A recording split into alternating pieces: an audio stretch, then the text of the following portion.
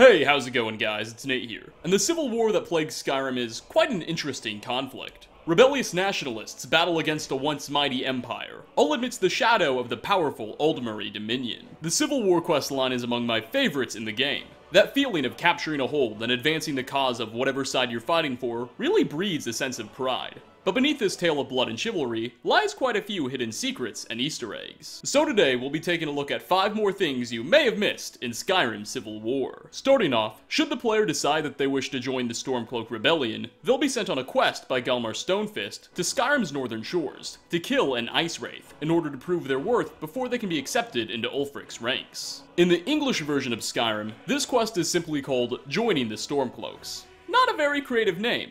However, in the German language version, this mission is instead referred to as something very different. I have the text on screen now. I tried to pronounce this, but I guarantee you I would fail miserably. However, what it translates to in English is, quote, "Aren't you a little short to be a Stormcloak?" This is a humorous reference to the Star Wars Episode 4 scene where Luke greets Princess Leia for the first time in full Stormtrooper armor, and she asks, "Aren't you a little short to be a Stormtrooper?" Evidently, whoever was handling this game's German translation decided to have a bit of fun and take some liberties when renaming certain things, and I don't blame him at all. Next on our list, no matter which side you choose in the Civil War, your respective faction leaders will constantly send you to storm and take over various forts. Generally speaking, with obvious exceptions at Whiterun, Windhelm, and Solitude, after you take a fort, the hold it's in will fall to your faction. Considering fort battles make up somewhere around 50% of the Civil War questline, they can get to be quite tedious. However, did you know there's actually a way for the player to completely circumnavigate most of these? An alternative way to complete any quests that require you to assault a fort is to instead just attack and defeat the local Jarl in combat.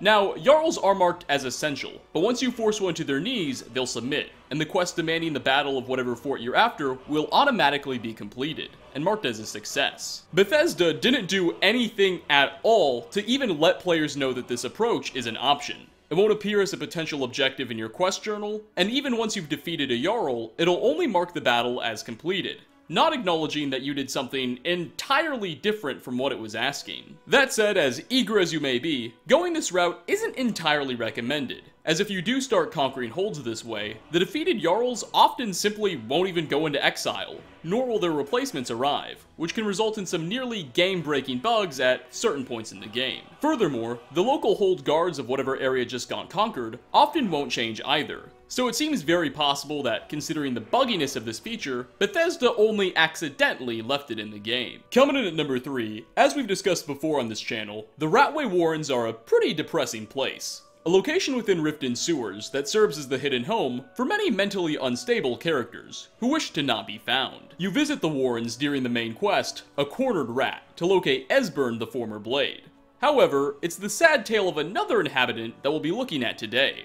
Salvanius is an elderly Imperial man who seems to have gone insane, now living amongst many other unfortunate folk in the Ratway Warrens. Well, players who take the time to pay attention to this man will quickly realize that he's actually a decorated Imperial Veteran from the Great War, who must have held quite a prestigious position. He wears Imperial boots, carries an Imperial sword, and even has an Imperial officer's helmet sitting on a nearby table. If you stand nearby him for long enough, he'll even start to make the following remarks that allude to his time in Imperial service. They were golden, even when they were dead, but their blood was red. I knew it would be. Their fires lit up the night, all across Lake Rumer, like stars come to Earth. It was beautiful, really. Obvious allusions to the battles that took place in and around the Imperial City with the Aldmeri Dominion and their golden-skinned elven armies. If you visit the Warrens during the main questline, shortly after you meet Esbern, the Thalmor will attack, and Salvanius will take up arms against the Dominion one final time.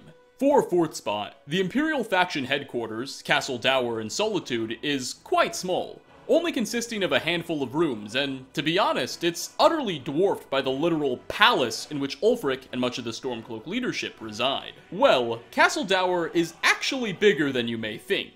You just can't see all of it. In the closet in General Tullius's personal room, hidden away behind a stone wall, is a door, only visible through the use of console commands. If you decide to go through this door and disable clipping to do it, a whole new section of the castle will be revealed.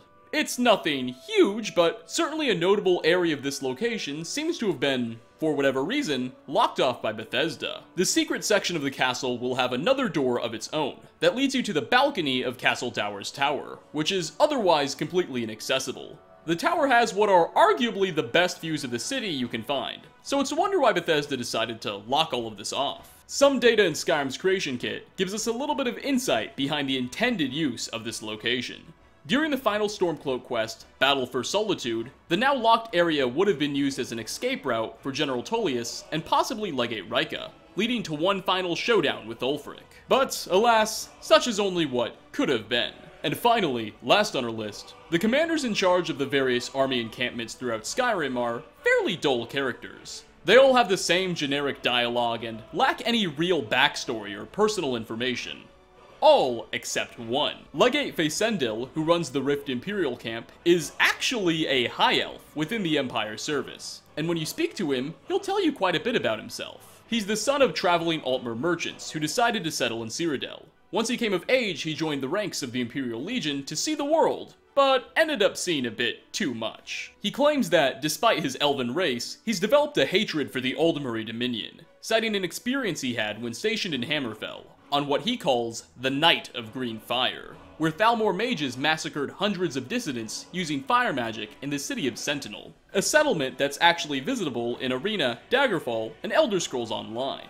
As for a friend, he says he was stationed in Skyrim explicitly to keep an eye on the Thalmor after his experience, and he feels like something big is coming. I found this character to be pretty cool. He's the only camp commander that has anything at all to say, and say he does. But with that, we are going to wrap up. Thanks for watching, everybody. What hidden details regarding the Imperials, Stormcloaks, and their conflict have you picked up on that others might not have? Leave a comment down below. If all goes as planned, this video should be up by Saturday afternoon, which means 3 days straight of uploads, which is a pretty big accomplishment for this channel if you're familiar with the sporadic way I work. As always, like ratings are very much appreciated, and hope to see you all in my next video.